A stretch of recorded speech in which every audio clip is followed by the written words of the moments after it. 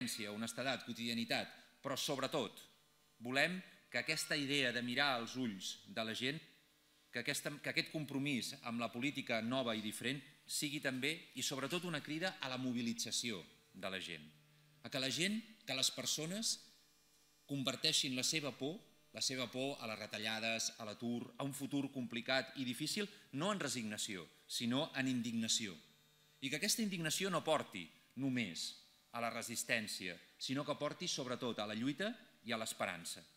En definitiva, per tant, sobretot aquest missatge és un missatge d'invitació a la mobilització ciutadana per imposar-se democràticament als interessos d'uns pocs, a la invitació a fer política, perquè la democràcia s'imposi als mercats, els drets s'imposin als privilegis, el benestar, els beneficis i, en definitiva, el futur s'imposi al passat. Nosaltres estem convençuts que cal fer política mirant als ulls de la gent, vol dir fer política des de la coherència, des de l'honestedat, des de la quotidianitat. Jo destacaria aquests tres conceptes al darrere d'aquesta frase de mirar als ulls de la gent. Coherència i honestedat,